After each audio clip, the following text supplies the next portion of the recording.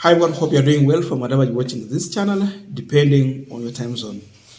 Now, Ruto is in his tour of Nyanza region. Of course, they're referring to it as development tour. But all of us understand that this is a political tour. Ruto is still looking for acceptance across the country. The issue of legitimacy is still following him. But then, in his tour of Nyanza, I've seen a video from Balindi Waste News showing how people are heckling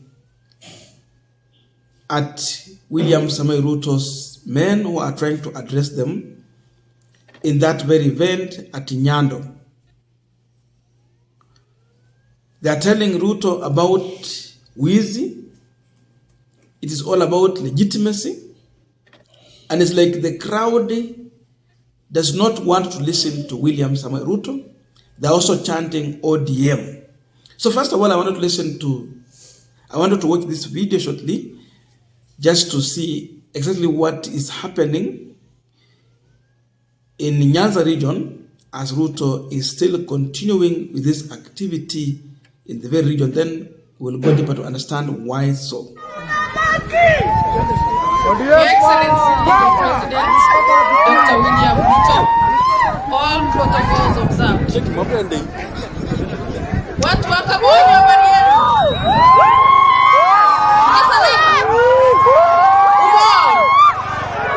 Hata mimi niko abon.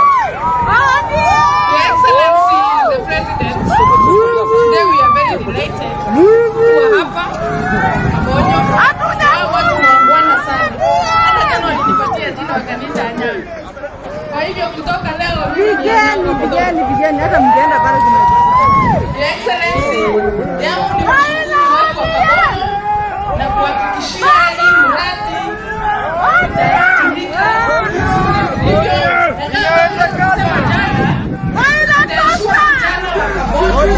Wapate kazi kwa hii mradi.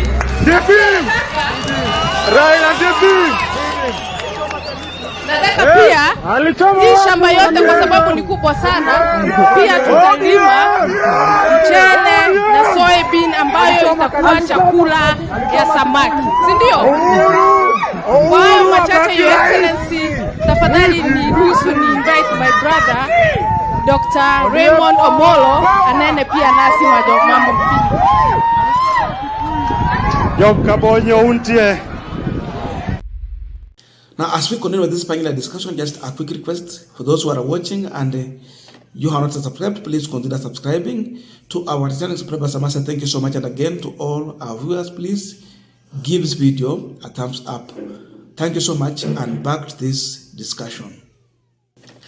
Now, in as much Ruto and UDA party has managed to hire crowd to pay people to attend his events, it still emerges that we have people who are just telling him openly what they feel, what they see, and what they think about. And it is still just their democratic right to speak their mind. If you are not happy with what is going on, you still have a right to protest. And that's exactly what is happening in Nyando. Reality is that these people are learning that Ruto has just gone there to blackmail them. They are discovering that Kenya Kwanza government is just in Nyanza region just to continue lying to them.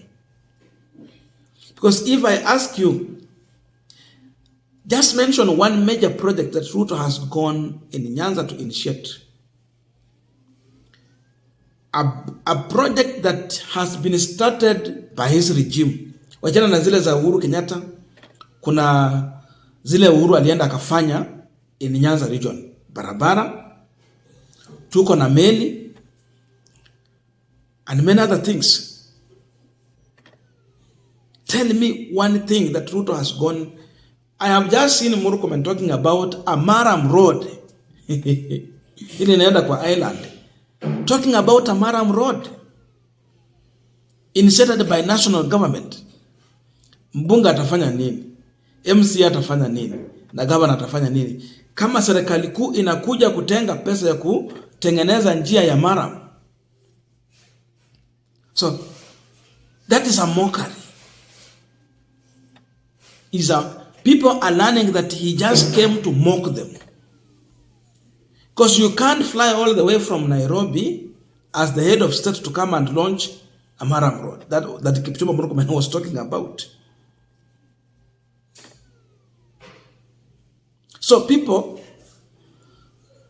have discovered that there is no development Ruto took to Nyanza region, but it's all about politics. Because of that, that's why they are pissed off, and that's why they can easily tell him right in his face. So in as much Ruto is traversing Nyanza region and is trying to create a perception that he's being received well, that he has a warm welcome, that he's building a good relation with the people, still the region is saying that they are not happy with this government by the fact that they can make noise during his event.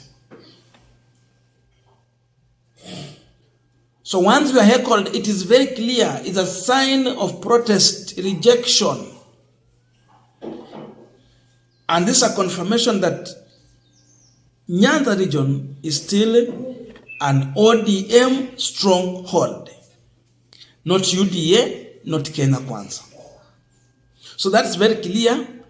Ruto has got the message. Hata akifunga macho, masikio imesikia. Hata akifunga masikio, macho imeona.